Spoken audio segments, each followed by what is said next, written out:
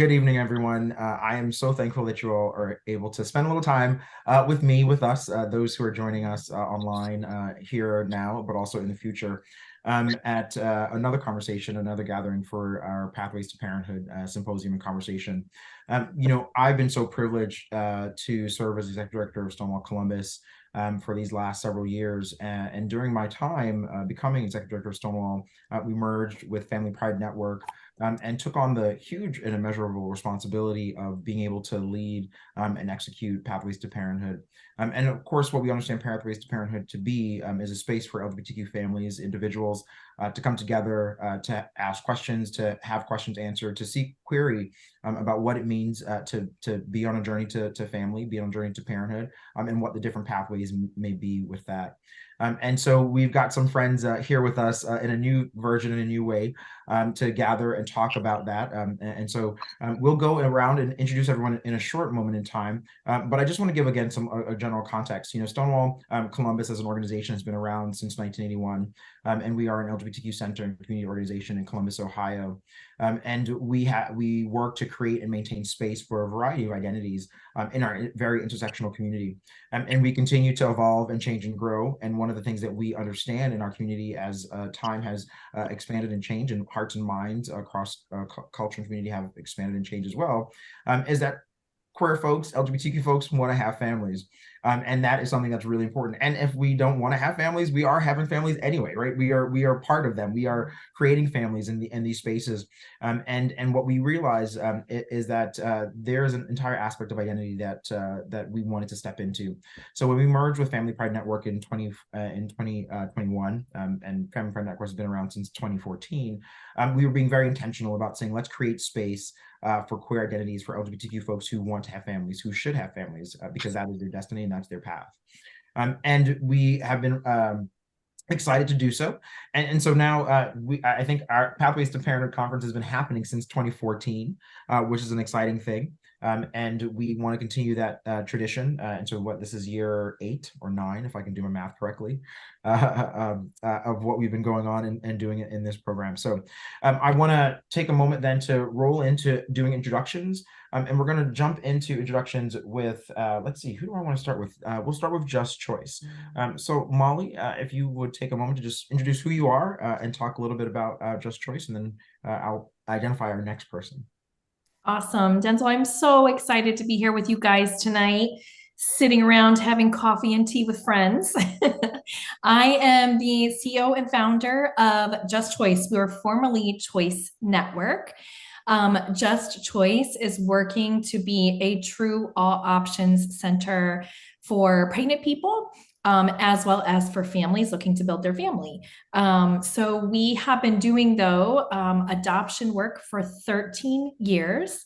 We are known as a leader in pro-choice and LGBTQ adoption, and we solely focus on open adoptions. So we're really excited to be a member of Stonewall, and again, to be here tonight. Is that good, Densil? Anything else?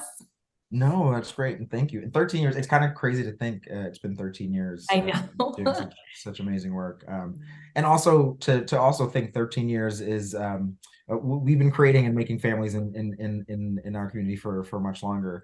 But I think when you think about sort of the thoughtful and intentional way that you have been doing it for the last 13 years is a wonderful thing. And that we can be so public about it, which I think is also great. That's really the biggest thing.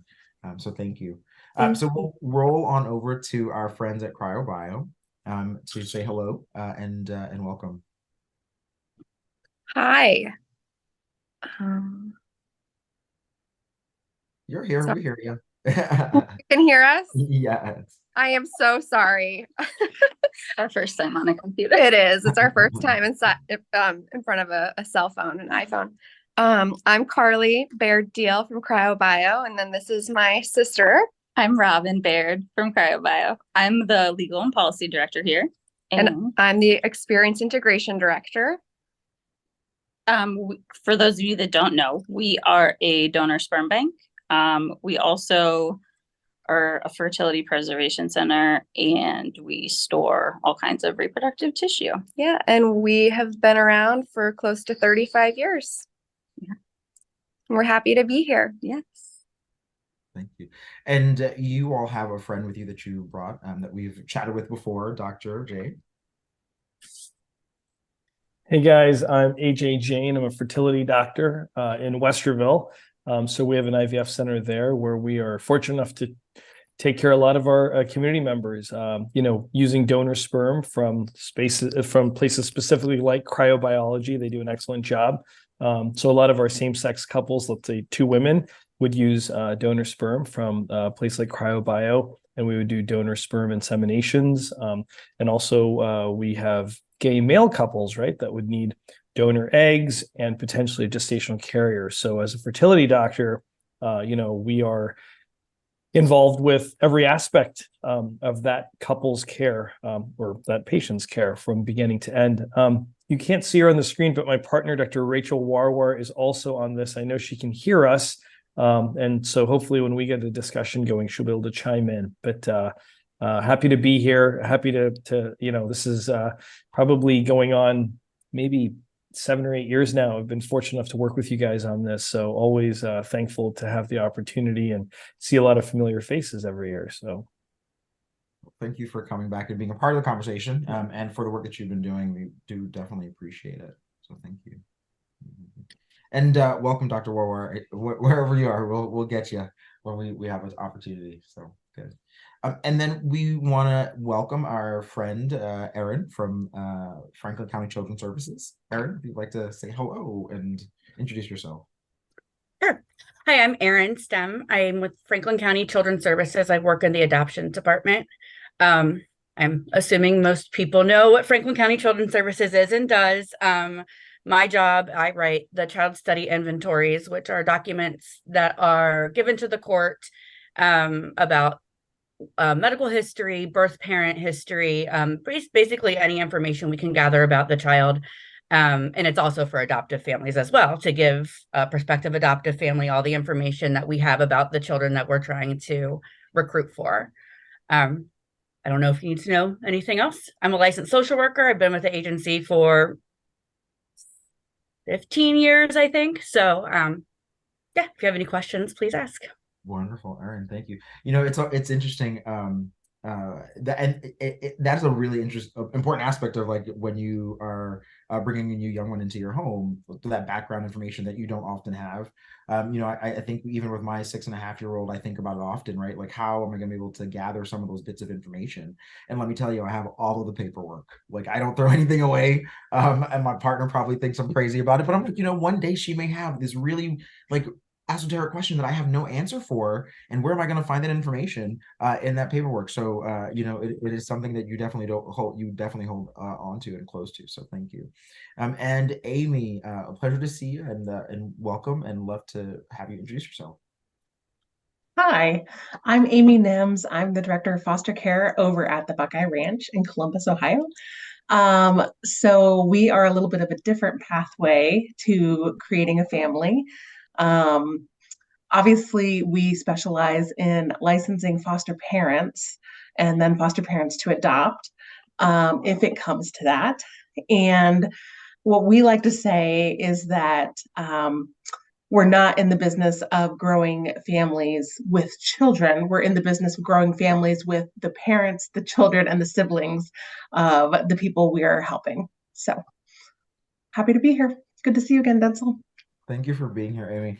I think we know that there are many types of families, and I'm a firm believer in expansive family, right? So whether that child is with you for a moment, a month, or a year or longer, right? Like, the family becomes expansive, right? Like, so whether that child leaves you and goes somewhere else, hopefully they've taken something from you when they go somewhere else, if that home has been a nurturing and caring home.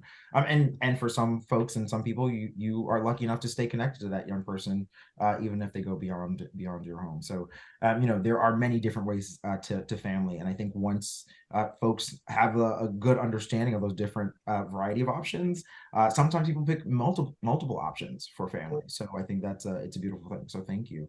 And of course, as much as we don't like to talk about the law is the most important thing here, right? Like, we want to make sure that we are legally secure on the other side of whatever process and pathway we choose when we are establishing our families. We want to understand that the young people that we choose to love and that choose to love us will not be taken away from us or disregarded in some way down the line. And so, it has been a pleasure of mine to connect and know and learn more about Hannah and the wonderful things that Hannah has done over the many years that she's been in the community. It's like you say Hannah's name and someone's like, oh yeah, I've done some work with Hannah, which I think is phenomenal, right?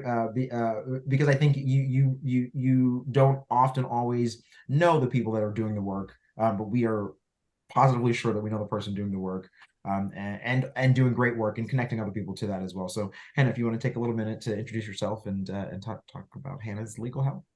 Sure. Thank you so much, Densil, for being here. And thank you to the other panelists. I'm already comfortable knowing that really good information is going to come out here today. And I'm so happy to be here to support with any tidbits I can about the legal world and how it's changed even over the last decade that I've been practicing. In addition to being an attorney and working with my own firm, Hannah's Legal Help, my wife and I have also traveled the many paths of parenthood. We've done IUI with Dr. Jane. We've been licensed to foster, and we did eventually get a home study and adopt. We are currently parenting a 13-year-old boy, and we are learning every day that the pathway to parenthood does not stop when you get a child. It continues as you figure out exactly what kind of parent you can be. So I am thrilled to be here to provide any insight on the legal protections you can have here in Ohio, whether it's prior to insemination, if you're following that route,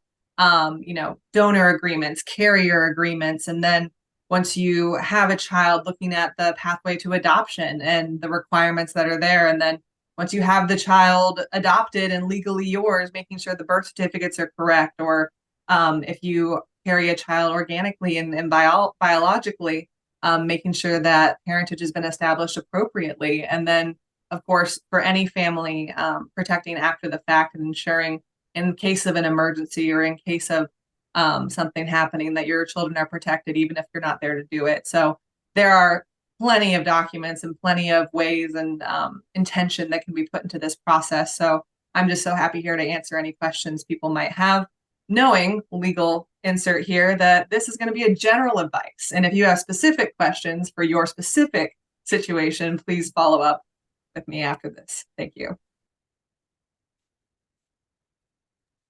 Well, thank you all so much for the introduction and for being here again this evening. And it's a Sunday, so I acknowledge it's Sunday and you could be relaxing and doing something else. So I appreciate you all for taking some time this evening with us. And I will acknowledge I'm a parent, and so if my door knocks, I'll try to tell my child that now is not a good time.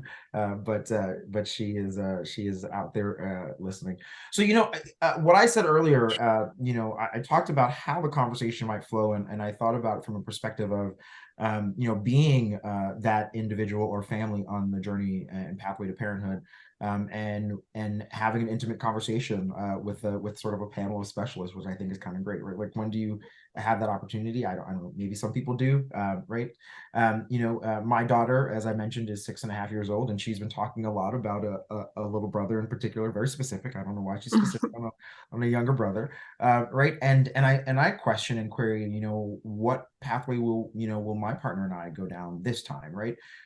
We started down a very interesting pathway, and I'll tell my story, and then jump into sort of that first question, right? My pathway, I was a single person who had decided that I was going to be a foster parent or foster to adopt. I believed I had the time, capacity, space, and resources to bring a young person into my home for a moment or a year or longer, and give them the opportunity to sort of self-correct, right? I think I went to psychology school. And we talked about going in a little thing and self-correcting and being all the things, because you've got all the things you need to evolve and be happy and healthy. And I thought I had that capacity, and I believe I still do, right? But it was not this notion that I'm going to be a single dad. It was, again, a pathway to creating a family, a space for some young person who may need it.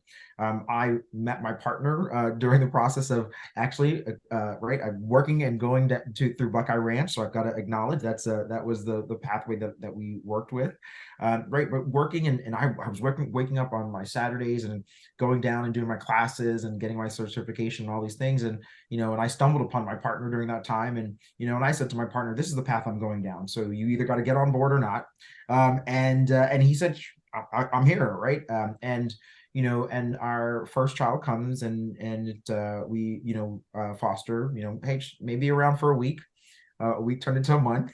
My partner was like, I think she's going to be with us for a while. And here we are, 5.5 years later, and she is our daughter. And that was the pathway for us, right? And that was the best pathway, I think, that we could have seen in that journey. But it does create a lot of questions about things, right? As I've already mentioned in terms of with Erin, right? I think about the background and the world that she's coming from before, and the sort of information she comes with, or the things we have to discover and unearth later. And so when we think about, sort of and I'm going to blend both foster and adoption in this particular moment in the question.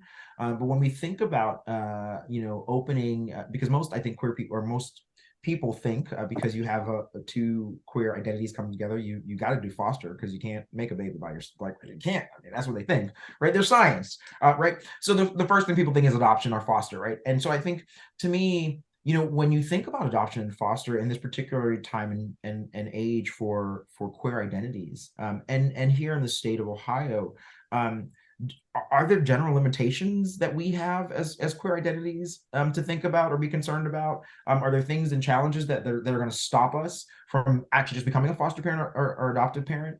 I think in that very general way, right? Like, are there things are there big red flags or hurdles that we have to think about first and foremost when we decide to go down either one of those paths? Amy or Erin, or No. The answer is no. yeah.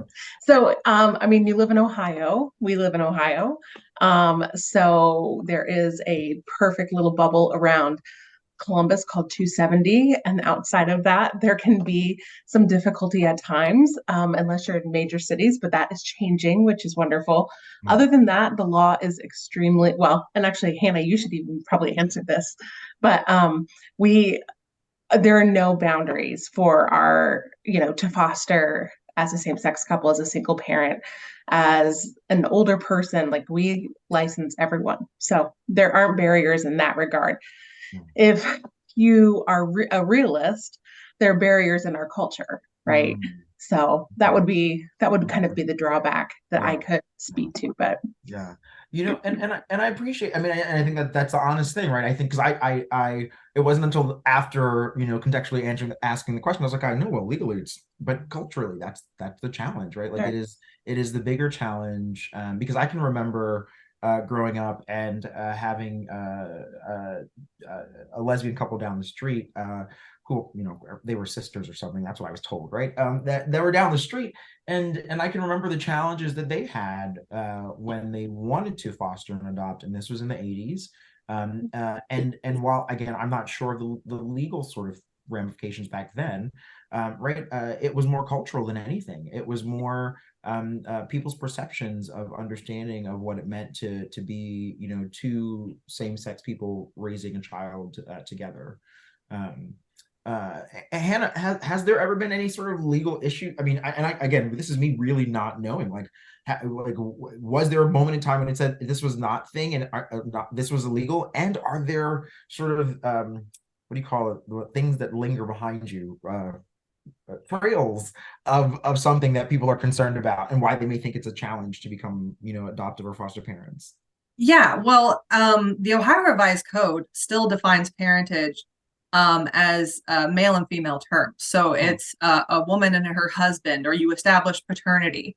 So in that regard, even now, even the most revised version of the code is going to be updated in April of 2024, and it still says husband, it still says the father, it still says paternity. So if you're looking for inclusion in our laws, it's there by nature, and we say in relation to or through equal protection from the Obergefell decision that says you must treat our marriages the same. So we can establish parentage in that way. But as far as the foster care system, I would agree. You might receive in what's called the home study, or when you have a social worker who's been licensed coming out and asking you to ensure that your home is safe or that you are competent and capable, you may get questions that other people wouldn't. Like, for example, my wife and I, when adopting the 13-year-old, were asked how we're going to explain puberty to him, or how we're going to explain, things that are in their mind gendered. And you just have to be prepared for those kind of questions, and, and invite them to, educate themselves, because, you know, the internet exists. And also we have lots of male friends who can absolutely be a resource if he has additional or specific questions. But also it turns out that our son is gender binary and not within the gender binary and gender queer. So the questions that we're going to get might be more expansive and extensive than even his social worker realized. But I think if you're a member of the queer community, you anticipate and expect perhaps ignorance from those who've never been forced to educate themselves. So I would agree with Amy. While there are not legal limits, the cultural ramifications will always be there. But to that point, you have to understand, as a person coming into the world of foster care, a person coming into foster to adopt, there is unfortunately the wealth and breadth of children that are available and that need safe and secure homes is expansive. So they are happy that you are there. So don't go in feeling defensive. Don't go in feeling worried. If you can provide a child with a home and you have the love in your heart to do so, and are going through the sometimes quite difficult process of getting fingerprints and background checks and references, they're just happy you're there. So walk in with the knowledge that you will be appreciated. And if someone does have a qualm or a query, they're the exception, not the rule. You know, that's, and I appreciate that perspective, Hannah. And I again, coming from the personal space of going through that process, I was a single person, you know, going through the foster care, foster process, training, learning all these things. And I think a lot of that was in my head. A lot of any concerns about sort of, and maybe I don't know, right? Like I didn't sit down and ask someone, hey, are you going to discriminate against me because I'm queer? Right, I didn't ask that, but in my head, contextually, you know, those were the things that you brought with it, and that's just baggage from, you know, years of what we've seen or understood the world to be, or, you know, and I can remember, and I will say, you know, across Franklin County, I remember sitting in different training classes and seeing different types of families who were on this process and journey, seeing different people coming in and taking foster classes, and I thought that was beautiful and great and wonderful, right? And I know that the language and literature that our county uses, that partners like Buckeye Ranch uses, is one of more inclusion. Sadly, laws still say something that is written in the code differently, but I know that these places speak with inclusion, you know, and so I think about, because I've gone on the process, you know, the form. There is this form, right, that we have to fill out, right, like as a prospective foster parent or adoptive parent, like this thing that you start to fill out, and you get all these feels in it because they ask all these questions. And are you prepared for this child, or can you deal with these challenges? What do you, and Erin, this is sort of attached to sort of the specific work you do, but also just like I want to bring it up because it's heavy, and I also imagine on the fertility side, right, that there's a similar form or question. I haven't done it yet, right, like in terms of characteristics of parent and genetics and all these things. Like, Erin, how to sort of reconcile the two, right? Like, here's this form where I'm saying these are the characteristics and identities that I can deal with or whatever with a young person, but you're also digging up this information, right? Like, or not, I don't know if it's digging, but you're discovering, unearthing these things. Like, as a queer person, or, you know, like, are there things that we should be thinking about that we're not thinking about? I don't know if you can answer that, right? Like as right, like, as you're unearthing these things, right, these questions, you know, it's like, one of the things, my daughter comes and she has a document and they ask if there's been any sort of trauma in her, in like sexual trauma and these types of things. And I'm like, well, how am I, like, who, you're the one you're the one discovering that stuff, Mm-hmm. right? I think. And so are there things that we should be thinking about when, I don't even know how to say it. Like, are there things we should be thinking about when we're looking at these forms that we may not be thinking about? I don't know. I don't really, I mean, I think the biggest thing is one of the things that, you know, I've seen when I used to do adoptions. I carried cases. I worked with adopted kids. I've just moved into a different role. But my job often was to review the home studies that were submitted to me when I was trying to recruit for kids. And, you know, just to see if they were a match. But then that even gets tricky, like legal wise and things like that. But the biggest thing is I think, and I didn't personally run into this, is when families are filling out this form and they want to adopt a child, and maybe they start out wanting a baby and then they don't get a baby placed. And then they say, okay, I'll have a kid under 5, and they don't get that. And really being honest with yourself about what your capabilities are and what you want to do. And can you provide for those kids? Because I think people sometimes start to get desperate and feel that they will take anybody. And I think that would be the biggest thing.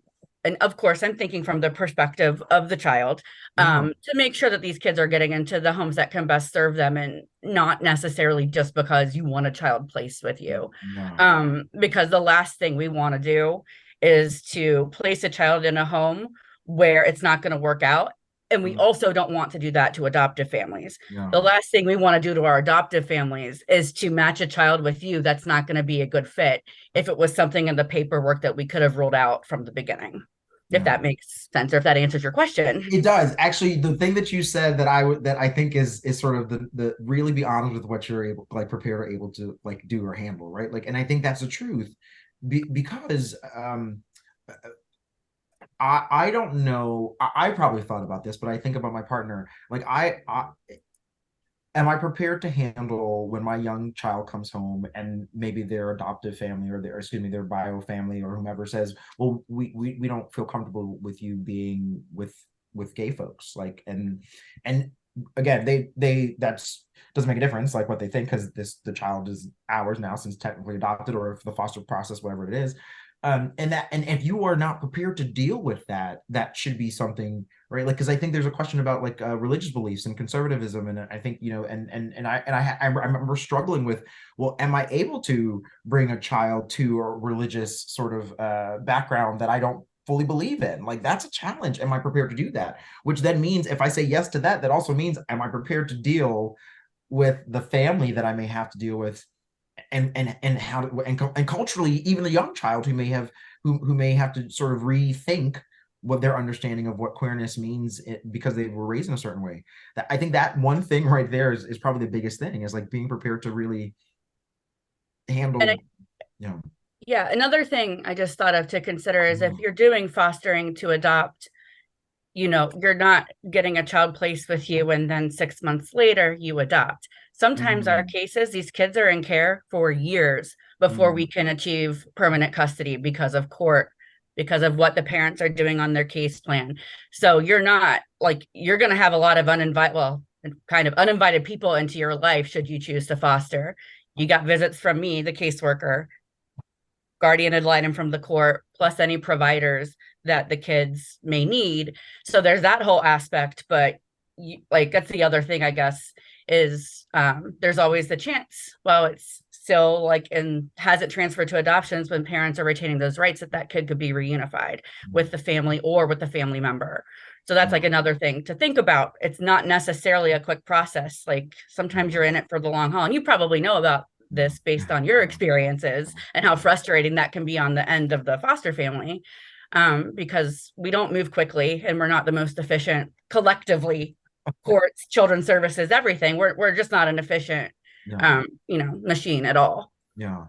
It's interesting, and Hannah, I saw that you unmuted. I see Amy unmuted too. Yeah. I was about to tie something to Molly too, but I want you all to both say something. So Hannah, go, and then Amy, and then I had a piece to Molly. But Eric, so thank you, Erin.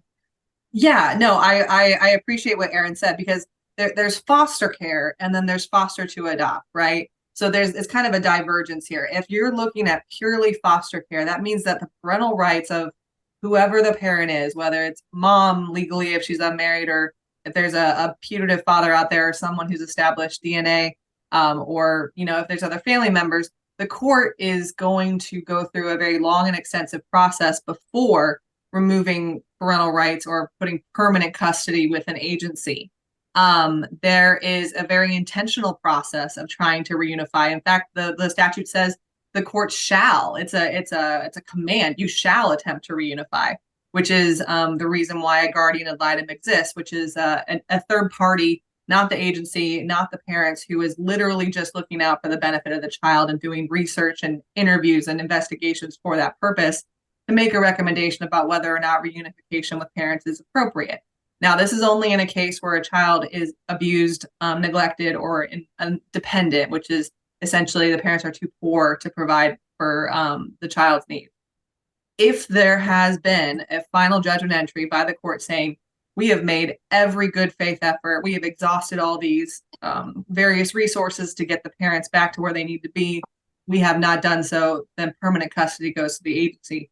At that point, the child's parents and family members and others are no longer being reunified. There is no more reunification effort. So when you're filling out the child characteristic checklist, you need to be really clear with yourself about whether or not you're willing to continue to be a part of the court process until or unless the child's reunified or permanent custody is given to the agency, or whether you don't want to deal with that and you want to only look at specific children who are in the care of the agency and reunification is no longer being sought. All that being said, you could get a child who is not legally going to be reunified with his family or with his parents, but maybe perhaps wants to still have contact. Are you comfortable facilitating that contact, or do you want to have, an isolated family of your own? And that's something you need to consider and talk about with your partner or yourself or your family, and go on from there. I know, Molly, you facilitate only open adoption. So I think that kind of leans more to what Densil was saying about people who may not accept the situation that the child is in with same-sex couples or perhaps a trans parent. So it's something I think that it's going to be really interesting to hear kind of what your experience is. But when you lead into foster care, know that there are two different pathways and two very different experiences. I would just add to that, Hannah, that that when you come to an agency, we could talk about foster care in and of itself or foster to adopt for a week. So truly, it's a lot. My wife and I went through fostering to adopt and literally went on the path of having a child, a teenager, who was like, her parents were actually deceased and was not able to reunify, obviously, and there were no kinship options for her. And it still turned into a major ordeal. So we could talk about, I mean, she's 24 now. We just moved her into a different apartment last weekend. So like, she's great, but we, there's just so many nuances. I would say that if you are at all interested or your heart says, let me check out fostering, go to a foster agency, sit down, talk to them about it. My agency in particular does foster to adopt, which means that you will have an adoptive license in case a child you have in your care is able to be adopted at some point. They were unable to reunify for whatever reason with their family. What I would tell you, though, is you will likely, if you go through the foster adoption route, you will likely meet quite a few kids along the way who do reunify. That is our point. We believe in the research that children and become better adults when they're able to stay in their organic families. And so we, when that is possible and safe, we want that to happen. And if it can't happen, then that's where we have the adoption license. So it's a lot of trial and error. No situation is perfect whatsoever. And so just come in and we can talk through a lot of stuff. And don't be intimidated by the child characteristics checklist. It's huge, but it's okay. We'll talk you through it. And it's a good thing. It actually is I think that it is a helpful checklist because it helps prepare you to make those right and appropriate choices. And also, I think on that journey to decide, okay, well, maybe I do want to be a foster parent versus adoption or, something else, and so Molly, that was the space we were, I was, the transition there, not intentional, but intentional as well. But so sort of to lean into this notion, right? Like we've gone through foster to adopt and then there, and the checklist is still the checklist. The checklist is still there, comes up, right? And talking about the challenges of open adoption and closed adoption potentially and what that means. But there is this additional layer of choice of permanency when folks are coming to you to talk, to think about what it is. They're making this decision from a place of this is I want, right? And so let's talk a little bit of when folks are coming and they're filling out that checklist and they're thinking about these challenges, how do you help them navigate that process? Is it more of like, here's a piece of paper, figure it out. If you don't already know, too bad. Too late. I mean, like, how do we get to that place of, yes, this is the right thing for me? Yeah. Well, I think the child characteristics checklist is just a small portion of a huge, of a big home study. So, by the time we're getting to that document, we've really gotten to know the family, and they've been, involved in trainings and meetings with the social worker and the adoption assessor. So, I think, in regards to the openness piece, I really loved when Amy really brought up the research that shows a relationship, you said when they remain with their organic family, but when a mother is making the choice or a pregnant person is making the choice, the research also shows that the best adoptions are open adoptions. So I think that for any family that, if a relationship, with the biological family, whether through foster care or adoption, is not something that you feel suits your family well, then a better route is assisted reproductive technology. So, we really believe, even for pregnant people who come to us and say, I absolutely do not want an open adoption, they always open up. Always. And if not, the child is asking questions, so they may not open that day, but they're going to open up 13 years later when your daughter is asking, and wants answers. So the best way adoption is done is when it is done in community with the biological family. And I think, really what we spend a lot of time talking with families about is, for the infant adoption, I feel the same as Amy. Like, I feel we could talk for days about both subjects, but with infant adoption, the stats used to be 36 waiting couples for every one baby available for adoption. And we're starting to hear it's closer to 100 waiting families for every one baby available for adoption.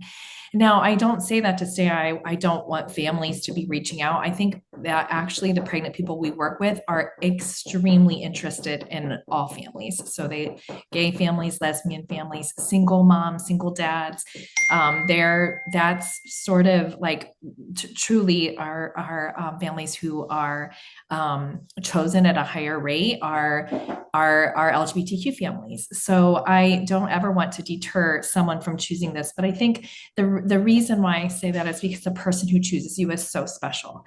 And so only 1% of pregnant people choose that. I think the one thing we were talking about rights, the only thing I want to say is make sure you get out and vote on issue 1. I do have fears that, if the right for a woman to choose is taken from us, we know that the state of Ohio has funded crisis pregnancy centers at $16 million. They have about a $4 million marketing budget. And so my fear is that Christian non-inclusive agencies are going to be the ones that are finding pregnant people. So I just think that it's really important that we're really getting our friends and family out to vote. I don't think that there's fear. Hannah would know more, but if there's major fears right now, but I do think if we lose one right, we begin to lose them all. So we sort of are saying that when the Christian anti-choice agencies are the one leading the way, LGBTQ families are left out of the equation. So it is going to be really important. And so my advice, I think it's less with the foster care system, because I think that they are not as religiously affiliated, but if you are choosing an adoption agency or an attorney, that you are making sure that they are, we always say screaming from the mountaintops, that they are inclusive and welcoming of all families. Also, that they welcome all choices for pregnant people. We don't believe any pregnant person should be forced into an adoption situation because they don't have access to options that are available to them. So, just making sure that she is loved in the process, that you are loved in the process and welcome in the process, I think is my one thing I wanted to make sure to be able to say. Molly, when we're thinking about the adoption journey and it's wrapped in the foster sort of a process here, I think do you find that there are families who are sort of if they're privileged enough to sort of teeter in a space, right? Because a direct adoption costs money. Right, let's acknowledge things cost money, right?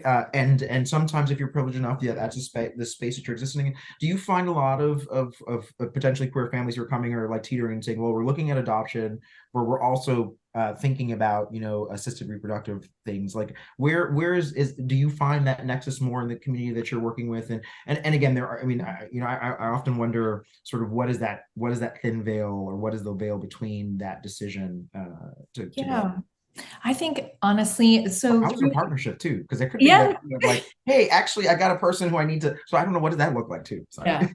Well, JustChoice, I mean, we're looking to open up a program called Family with Choice, because we believe that families deserve access to options legally available to them too. And I really believe that assisted reproductive technology is something that families deserve to learn more about.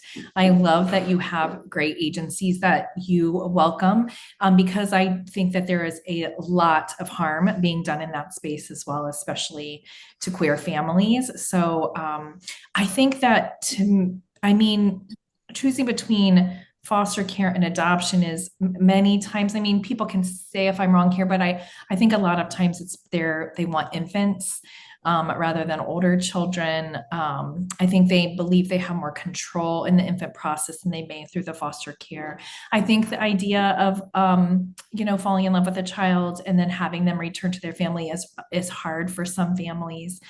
And but I do believe that,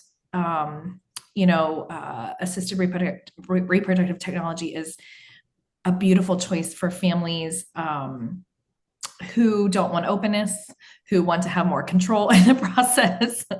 And I don't think it is feasible for many families to be able to do both. Adoption, I think foster care is little to no money. Adoption, the national average is $42,000. We see ranges from $30,000 to $55,000. And I'm not exactly sure about I'm sure Dr.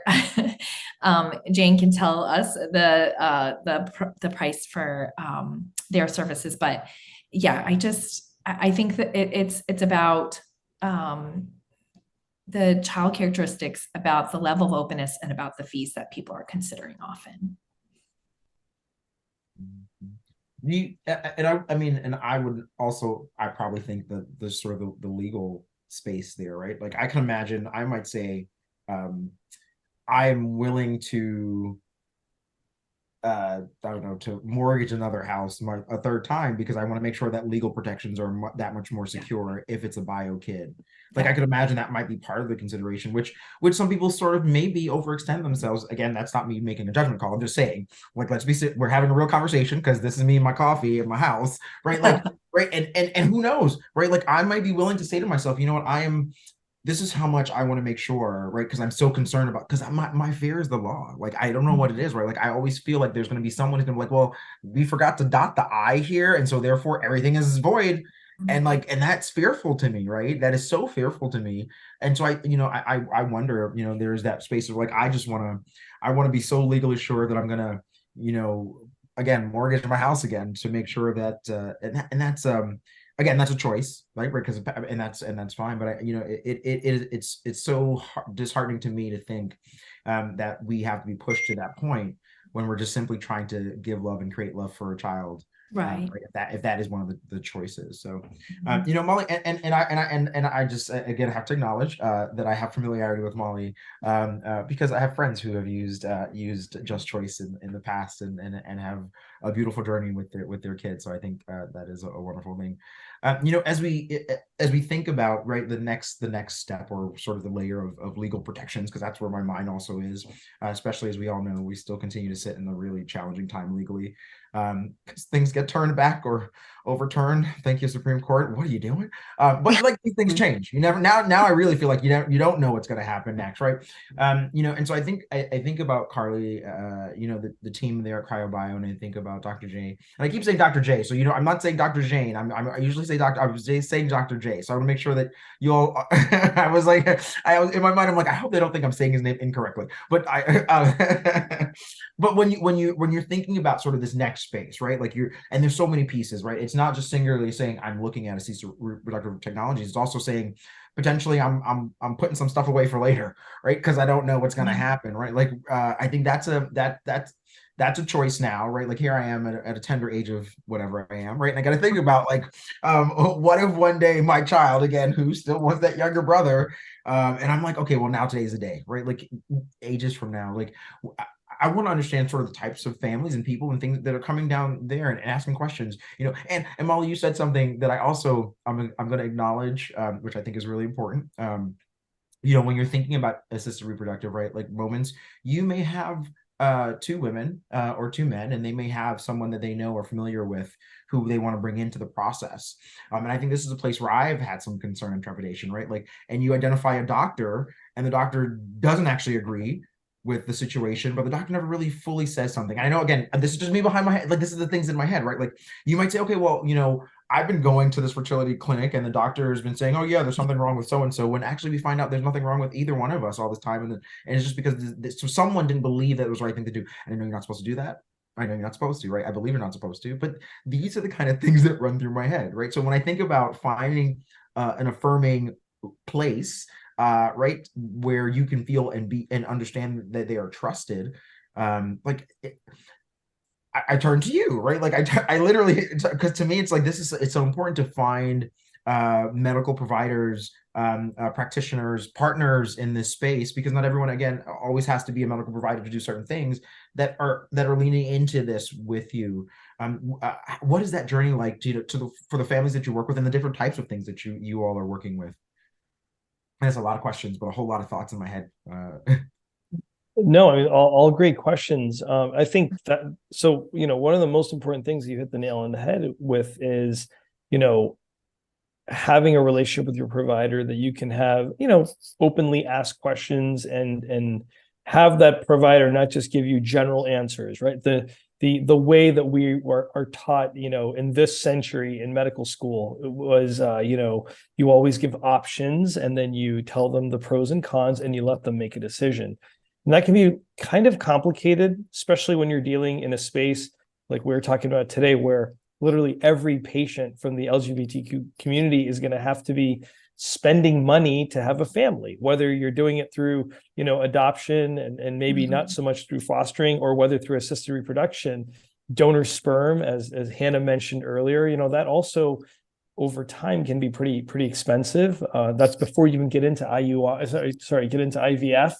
And when you include, two gay men trying to have a baby, you need not only an egg donor, but you also need a gestational carrier. That's really the highest level of cost you can do in literally anything that we do in all of our fertility field.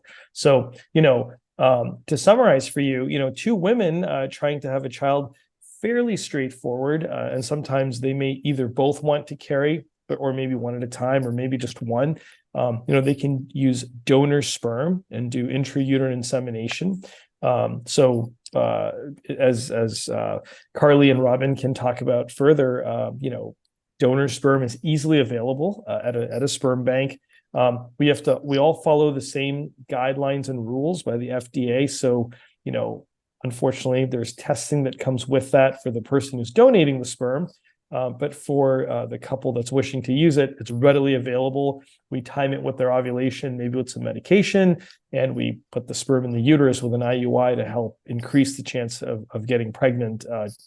Increase chance by using medicine, but having any chance at all by putting the sperm in the uterus, which otherwise they would not have had an opportunity to do.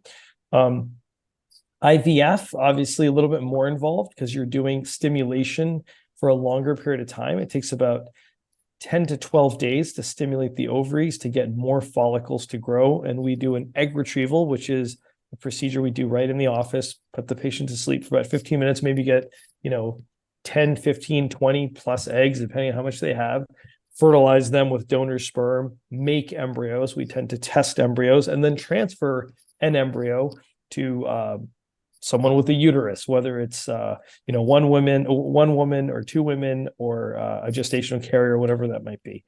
And when we deal with using a gestational carrier, that is basically having someone carry a baby for you. So we talked a little bit earlier this hour about all of the legal ramifications of adoption, but also when you use a gestational carrier, there's some legal issues there, so some ironclad documents that need to be signed and notarized. And, so every time we have a gestational carrier getting close to delivery, I usually notarize some documents. So at the time of birth, it's very clear that, the eggs are from this source and so-and-so's carrying, but the baby is really belongs to the intended parents of, X and Y. So, or I shouldn't say X and Y, it could be X and X. But, that's a general algebraic term. Anyway, so I would say that and all of these things require a certain level of steps. But for anyone, for our audience today, I mean, you're not the first to be going through this. This stuff has been these trails have been blazed for you, and it is laid out. I wish it was a little bit more economical in terms of the overall cost, the legal costs, the fertility costs, every aspect of it. But those are, summarizing, those are sort of the main ways we help, same-sex couples achieve pregnancies. And so, Dr. J, I want to commend you because you're using terms that often even I forget to say, right? And when you're talking about gestational carrier, right? Like you're removing gender, sort of that strict context from the perspective, right? So I appreciate that, and I think that's again the notion of feeling safe in a space when you're talking to someone to say, okay, wow, like they get it, and then I can ask a deeper question or another question and feel comfortable with that, or even to talk about, hey, maybe I've got someone who I want to work with in terms of a sperm donor or a carrier or whatever it is, and all these things. I can remember distinctly when my sister said to me, well, I won't carry a kid for you, but I'll give you an egg. And I kind of cried and I bawled. It's like, that's so beautiful, right? Like, that's great. But then I started thinking, okay, wait, that's more money. I didn't think about that part, right? Like, but it did remind me, it did remind me, another, so I have so many parent queer friends these days. It's like, it's a new thing, right? But another set of friends of mine I knew, and they have maybe 2 or 3 kids now, actually. I think they're up to kid number 3. They found their process where they were going to tech. They found, I think I'm going to say it all wrong, but I knew they had to travel places, right? They were here in Ohio, and I think the baby, their kid ended up being born in a big state in the South, a big state that could be a country itself. But they had to go and go to Florida with another place to get, and it was like, okay, so mom was here, egg was from there, and gestational carrier, thank you again, terms was from here. Like, how do you even piece that together, right? Like, where does it even begin, right? Like, I mean, again, I go to again, here is my first thought is I pick up the phone or go to the website and say cryo-bio, like, hey, where are the things? But here are friends who literally, I'm sure, did not know that they were going to have to, go shopping in 2 different states to be able to create a baby when they live in Ohio. Like, that's not a process that I don't think many people are prepared or thinking about. Well, a lot of times that travel comes into play if the donor or the gestational carrier is coming from out of state, right? So you could have a donor from California donating to, let's say, a male gay couple in Ohio, in Columbus, Ohio, right? So the donor, let's say this happens to be a friend of theirs, right? So, let's say, their friend is going to donate, the friend would come here, we would get the eggs, fertilize them with either or both partner sperm and make embryos, right? And let's say their gestational carrier was from West Virginia, right? Then that gestational carrier would come here and we would transfer an embryo, and, she would go back home to West Virginia and, live their life. And when it comes time to have a baby in West Virginia, that's where those legal documents are really important to really demonstrate that even though the baby is being born here, the parents, the intended parents live there, and all of those things are sort of laid out. And believe it or not, this actually happened a few years ago because this gestational carrier lived in a very rural part of West Virginia where it was a little bit like mind blown that this was happening. And I remember in the middle of the day, I had to get on a phone call with a judge with a, which I didn't know. West Virginia is not that far from us, but God, do they talk like they're deep south in some places. So, so this old, and you could tell as an older gentleman, this judge was like, so you mean to tell me that this blah, blah, blah baby born to so-and-so is not her baby, but it is the baby of so-and-so, who are your patients in Columbus, Ohio. And I'm like, absolutely. That's exactly how it is. And there's this pause on the phone. And I'm thinking like, this is what the documents are there for, right? It all worked out, but it took like an extra minute of a phone call because at least, this is going back a few years. This judge was just not very, maybe aware that these things were possible, but that happens, right? So, but that's the thing, your gestational care can be from pretty much anywhere and we can still do this. But that's where the interstate, complexities come in.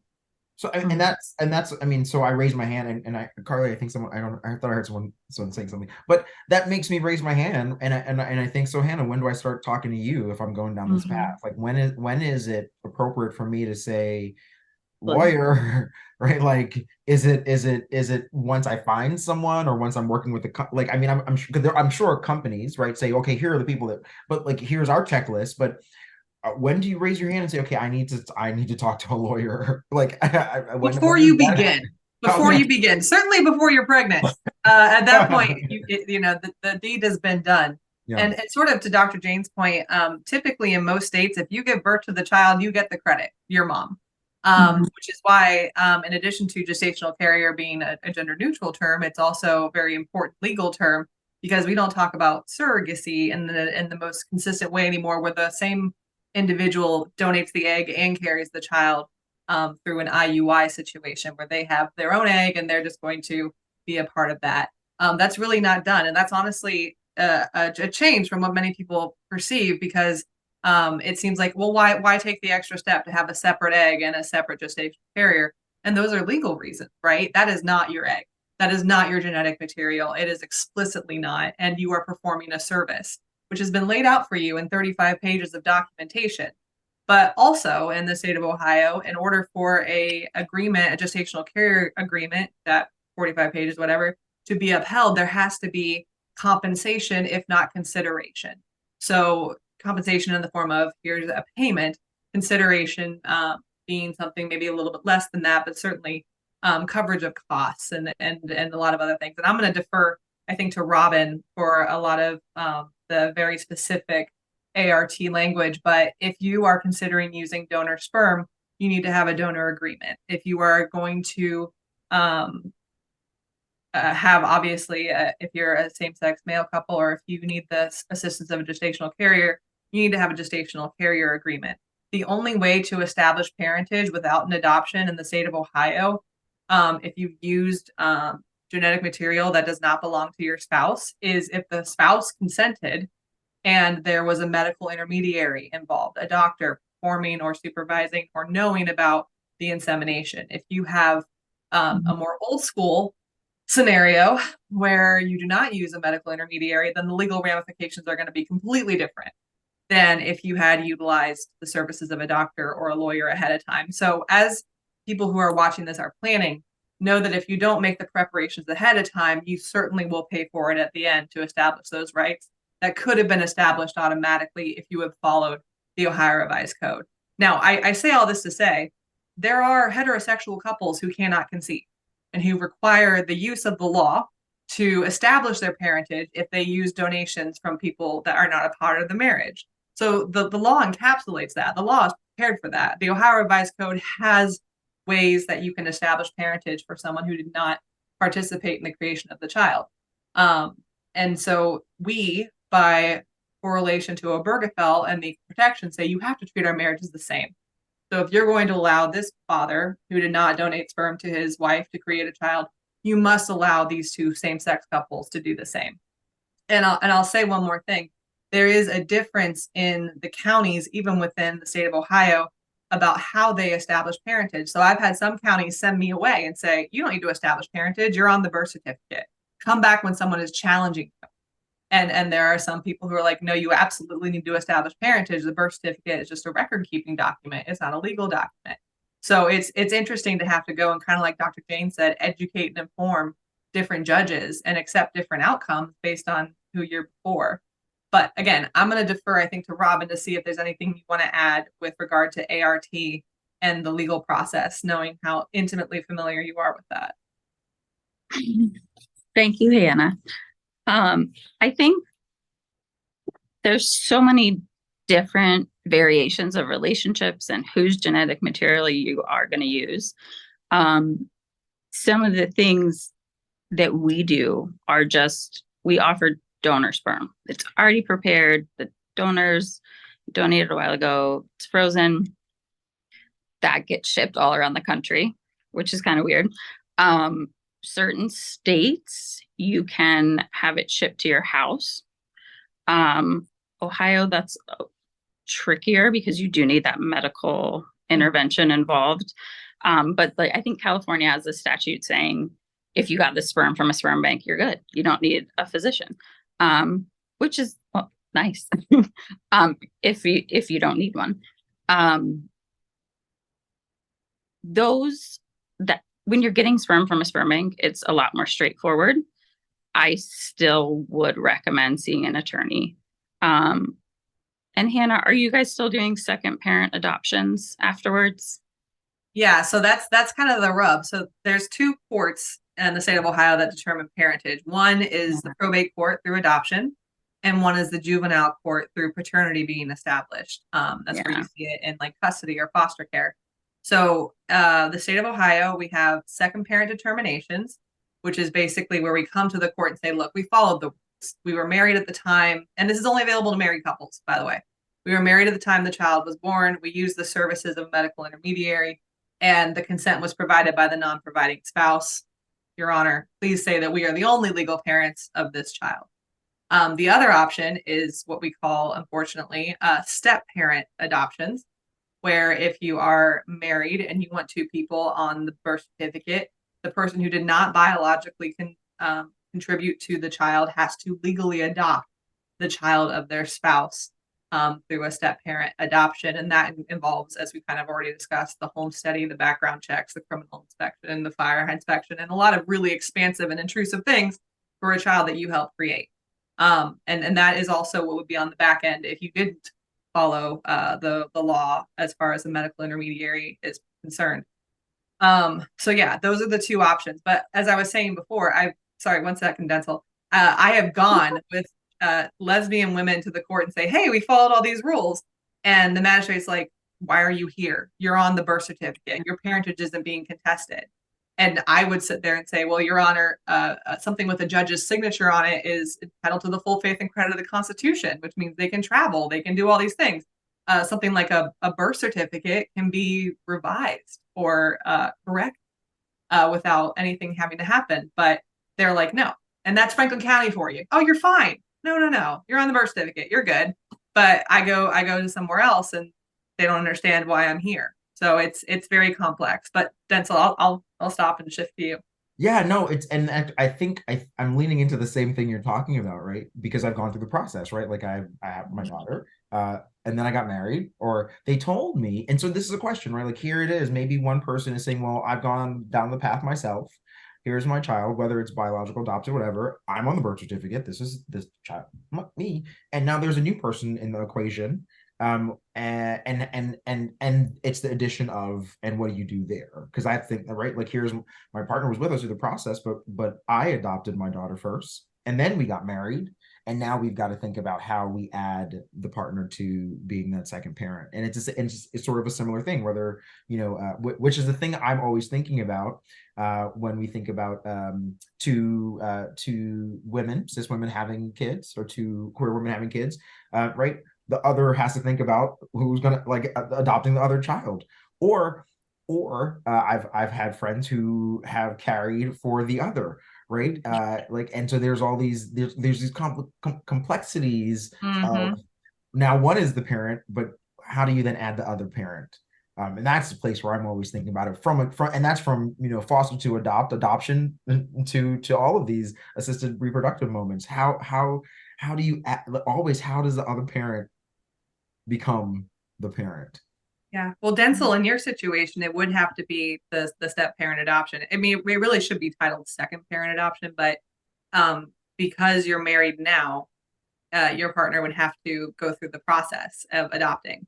I will say Ohio has done something unique in that the birth certificates now you can have mother, father, or parent. You don't have to have mother, father. And there were a lot of women who were under father for a long time. And that's just, like I said, the nature of the Ohio Revised Code. But yeah, second parent determinations are only available to people who are married prior to the child being born.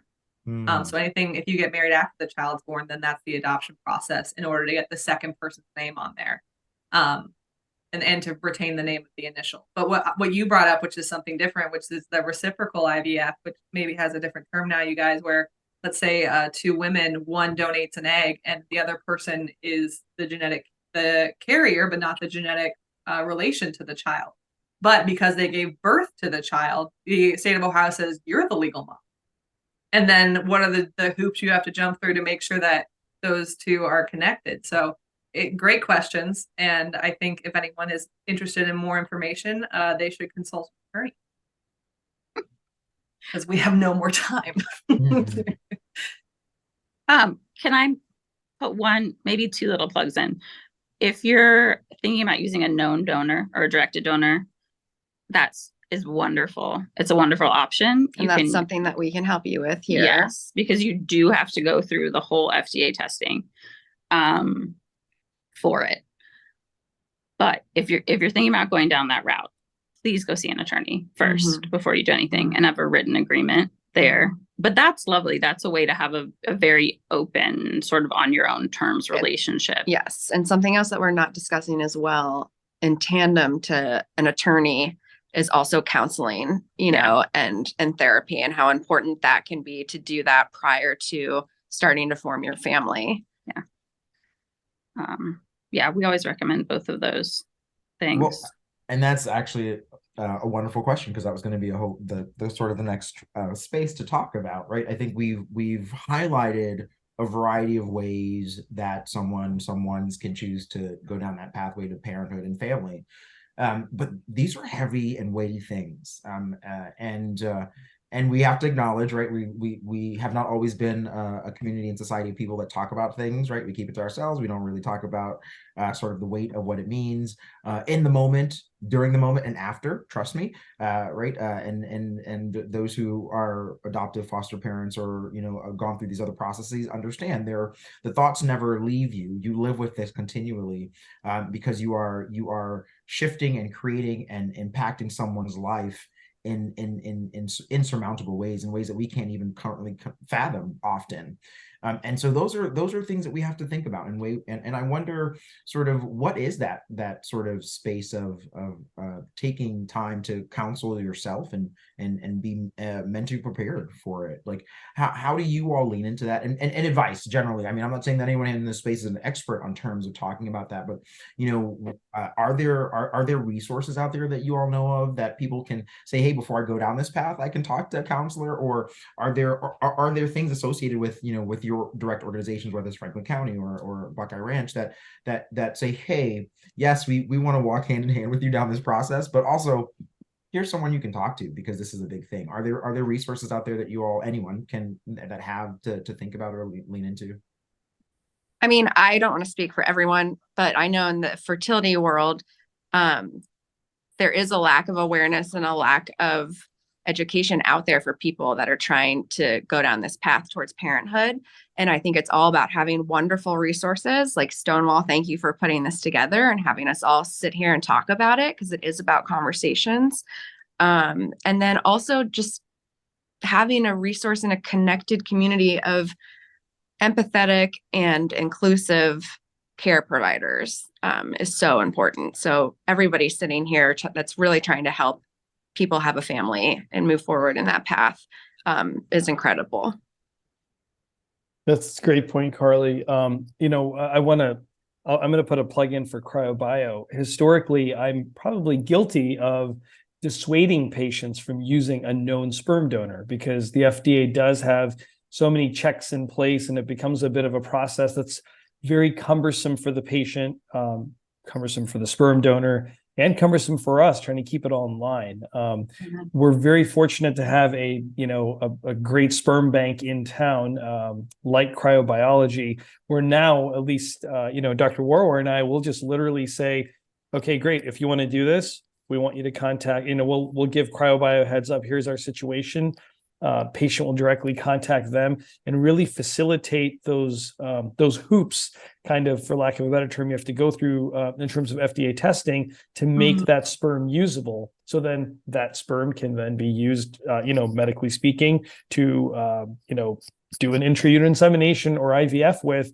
And then we as a practice are covered from an FDA standpoint because we get random annual FDA audits. We have to make sure everything's put in place. But when you have someone like cryobiology and Robin and Carly there, to sort of help pave that path for us, it makes it a lot easier. I did only because you mentioned the directed sperm donor thing. I did want to make that point. Thank you. Thank you. Yeah, we're one of the few groups in the country that'll do that because it is so complicated. So we will have people, their donor will be from anywhere around the country. We'll fly them in, do the whole process. But this is all important to be talking about, and I should know this probably already, but at what point in that individual or couple's journey are they guided towards seeking legal counsel or therapy? I think it depends on the practice. I know a lot of times it'll be recommended early on, or it'll be recommended in the documents, but I don't think people take it seriously until it's the end and they're ready to do something. And either we or their physician will have to say, you can't do that. You had to do X, Y, and Z.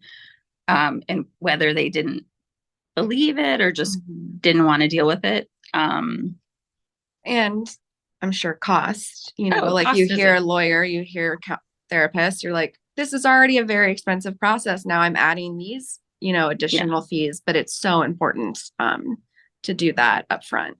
Yeah, I think the therapist visit is really wonderful. And I think most people using third party, which is like donor sperm, donor eggs, will go through like one session. Our donors go through a session where they talk about like boundaries and do some personality tests. It is only one session. There are dedicated therapists that do infertility or pregnancy loss or just, the whole process. So you can find those. We have a couple that we work with. One of them is wonderful, and she does virtual visits. And yeah. And obviously I would see Hannah for Hannah's. You guys. I would though, for real. I'm going to speak to a couple things as far as therapy. First, from a ART perspective or assisted reproductive technology perspective, you mostly see therapy surrounded with the gestational carrier. Oftentimes therapy is paid for or required as part of their process because there is going to be a physical, emotional, mental transition from having the baby inside of you to not, and then not raising it. The other part I will say is from my perspective with fostering and with then foster to adopt is there is an incredible wealth of resources for therapy, not only for the child, but for the family. And in fact, my wife and I and our kid went through sessions after sessions of therapy that were paid for and at no cost to us because the child had Medicaid. And our child continues to receive therapy once a week. And so it was very important to us both before, during, and after the adoption to discuss that those processes and the creation of families as well.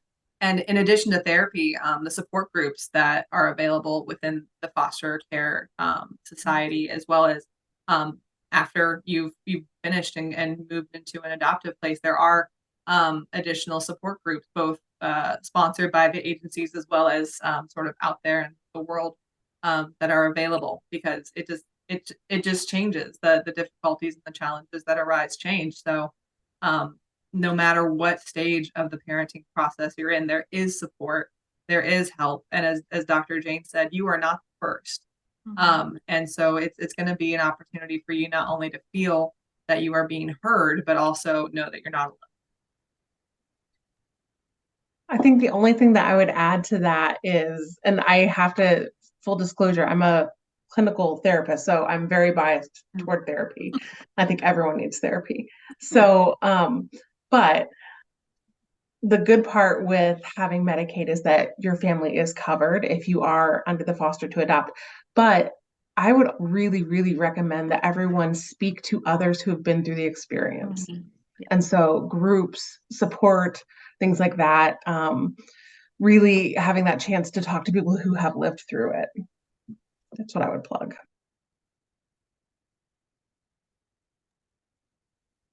Thank you. Thank you.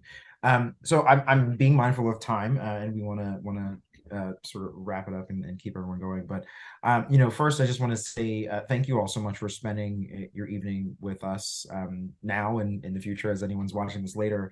I think time is so critically important, and I value it so much. So I thank you all for taking time out of your day, out of your lives to share a little bit of information about the work that you're doing, but also about the different pathways queer families, LGBTQ families can take to create their own families and welcome young people into their lives. When I think about it from a personal perspective, I think I referenced earlier, I think back to seeing two women in my neighborhood when I was growing up in the 80s in Brooklyn, New York. And they had two twin boys, and I remember seeing them raise their sons, and I didn't think anything other than these were their parents. I got to integrate with their family in intimate moments. I went to birthday parties at other relatives' houses, and I watched how these two people just simply loved these two young boys and wanted the best for them. And I don't know if that's the bug that bit me to say that I wanted to be a parent someday. I definitely know that it wasn't what told me that I was queer, right? Like that wasn't what it was. But I think today, I just got back from San Francisco, quick trip. And my daughter called me when I was on the plane, and she texted me when I got off the plane, and I was so excited to come home to my child, a child that I never thought that I would have had. 40 years ago, that was not a thought, to be a queer Black person and to have a kid. And today I have a 6.5-year-old child who is the most amazing thing and the happiest joy of my life.